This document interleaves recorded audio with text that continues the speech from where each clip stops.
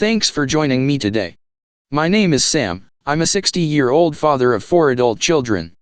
2 boys and 2 girls. Interestingly, I spent 30 years as a business owner and an executive in the chocolate industry. How sweet is that?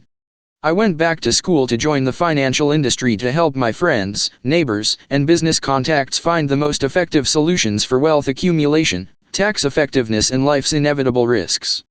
I have a fiduciary responsibility to your success in reaching your goals. I have 4 slides to show you. Should take only about 10 minutes of your time, but it could change your life. My contact information will be on the last slide if you want to reach me.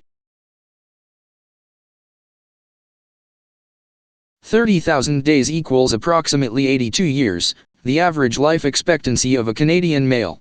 It's 86 for women. This circle represents your 30,000 days. In the first quarter, before you are 20, it's pretty much growing up stuff from going to school, making friends, relying on the bank of mom and dad for the most part, until you get a part-time job. In the second quarter, most people finish with school, get a job, a new car, get married, buy a house, and have your 1.2 children. At this stage, most of your money is going to assets and investing in your children's future. This may be the most crucial time of your life. It is when you form all your good and bad habits. Like learning to budget, building a credit rating, getting ahead at work, and paying down some of that debt. In the third quarter, the kids are getting ready to graduate, and enter their own second quarter. Making sure they are set up to understand the priorities for life is vital, and we all want them to have the advantages we may not have. Also in your third quarter, you will likely move on to your second or third new job, or if you work hard and you are lucky, you may have gotten a few promotions and are making a lot more money now. You may buy a cottage, or boat, or have started your own business, a bigger house, or paid off the first one, that dream car, or gone back to school. Either way, your earning potential huge, and you only 7,500 days left to get ready for retirement. In the fourth quarter, most people would like to enjoy life, whatever that is, travel, grandkids. It all costs money. What a lot of people don't realize is that life gets in the way, and you forget that the income in your third quarter, so are the cost of your needs. Also, as you get older, sometimes the companies we work for, even your own business, may not do as well as expected, or you get passed over for that promotion you were counting on, or they get bought out or closed down. Do you know anyone where that has happened? If you haven't started saving, budgeting and saving for what you'll need in the fourth quarter will be lifestyle challenge, especially if uncontrollable events happens. Always remember to pay your future first. Worse yet, what if you get hurt or sick? Most work group benefits or CPP benefits are not enough to continue to save for your family's goals. 5 questions you need to ask yourself and your RBC advisor are: what happens to my family if I can't work until I'm 60 or 65? What happens to my family if I don't make it to 60 or 65? With inflation, how much money will I need to retire? How can I ensure my kids are set up to succeed? How do I defer or pay less taxes so as not to burden my family with heavy capital gains after I'm gone? All very important questions.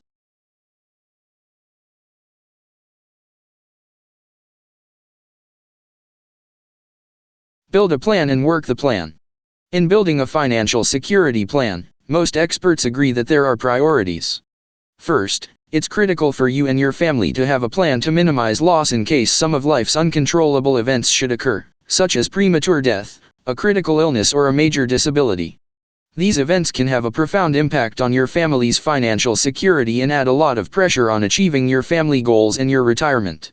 Secondly, it's important that the controllable events are well taken care of as well. These include retirement and savings goals. Thirdly, once these 2 areas are established and your financial security base is in place, we can look for growth opportunities within your portfolio. How does this sound to you? I want to break down how to build a solid foundation for your financial future. A solid foundation, not unlike the foundation of a house, is critical, and needs to be strong, and start as early as possible, so we are not playing catch-up. This foundation is built on 4 cornerstones. These cornerstones need to be set up on the premise of living within your means throughout the second and third quarters of your life. These can only be accomplished with a strictly followed monthly budget. The first cornerstone is to establish emergency funds, or opportunity funds. Unexpected trips to see an ill or dying loved one, a new roof on your house, destination weddings, even planned vacations can fall under this category. TFSAs are the best vehicle for this, tax-free growth and withdrawals in a far better for growth than a savings account, but either is lot better than maxing out your credit card or line of credit. Interest on those is not your friend.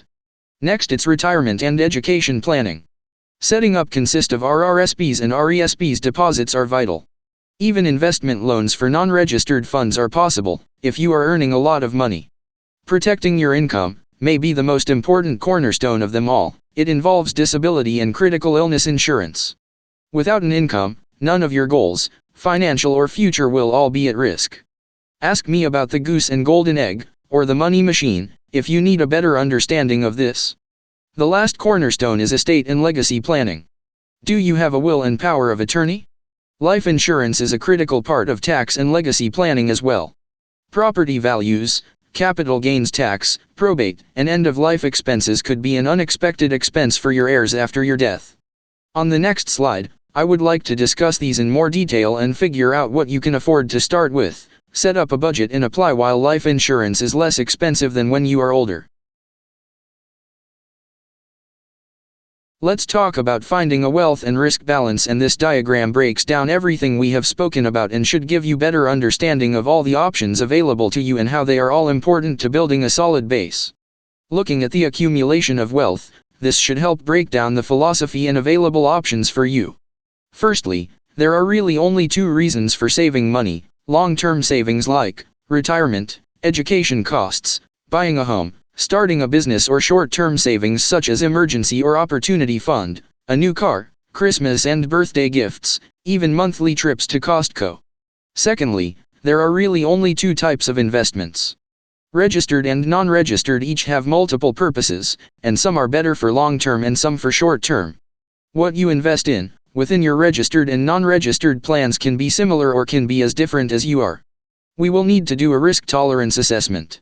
Whatever you and your advisor determine your risk tolerance is. Conservative, moderate, aggressive, or somewhere in between. This assessment will help us understand what best suits you in achieving your goals. Whatever your tolerance, it should always have an element of balance in your portfolio. For example, if you are an aggressive investor, it is likely not wise to put all your money in Bitcoin or high-tech. The idea of a balanced aggressive fund may also include some high-tech, some emerging markets, some renewables like wind power, or some speculative real estate funds. If Samsung goes for a tank, it will only be 1% of your investments, and other stocks will likely be going up to minimize the risk within an aggressive portfolio. If you are a conservative investor, you wouldn't want all your money in TELUS. You would want some corporate bonds, some bank equity stocks, some dividend-paying shares, some USA, some European, and some Canadian. So, whether you are aggressive or conservative, or if you end up going with mutual funds, segregated funds, ETF funds, or even playing in the futures market, having a mix within your portfolio is important. Does this make sense to you? On the risk protection side of this diagram, it breaks down and answers the what-if questions and helps understand options to establish and protect a solid base. Let's discuss income insurance, often overlooked, but perhaps even more important for your family than life insurance. With life insurance, your beneficiary will get money if you die, but a lot more people develop an illness or get hurt before age 65 than die. Your ability to earn an income is like the goose that laid a $200 golden egg every day, 5 days a week. Would you want to ensure that goose not to stop laying those eggs? Of course, you would. Now let's talk about life insurance. Starting on the right side, there is term insurance. Term insurance is a less expensive form of life insurance. It covers you for a finite length of time with a finite guaranteed death benefit. Term insurance is ideal to cover a mortgage, loan, or expected capital gains for an inheritance. Term life insurance should have a specific reason, because when you are over 65 and more likely to die, term insurance will get stupid expensive. Think of term insurance as a rental. For $35 a month, a 35-year-old person may get $250,000 of coverage for a specific length of time. Now there is insurance for life. We'll call it permanent insurance. Permanent growth insurance, sometimes called whole life, or universal life, or there is even a new term to 100 option. Some insurance companies call it investment grade or PAR insurance. It has a lower death benefit while you are young and less likely to die, but it can grow quickly over time.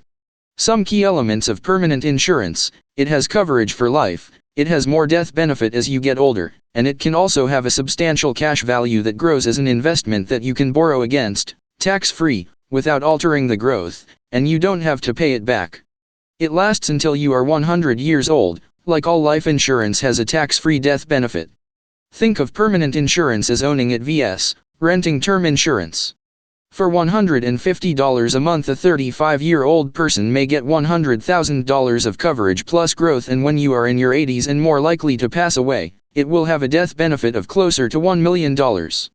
You can also add short-term insurance riders or enhancements if you wish to enhance the early death benefit if that makes you more comfortable. I'd love to show you some illustrations on how it works. Let me know if you want me do a couple of for you. Then there is health and dental insurance covering your dental, prescriptions, paramedical costs for you and your family. Some people think they have that covered at work, and maybe they do, but worth confirming. When you get much older, there is long-term care insurance that is part of a future conversation, and it may be something that you can convert your income insurance into when you don't need it anymore. I hope this helped in some small way. It was a lot of work putting this all together for people just like you. Together we can discuss what is right for you and your family and get into more defined solutions. I can send you a family budget spreadsheet, just let me know. So, can we work together? Let's book a meeting, either in person or online, to go over your current situation and your future goals.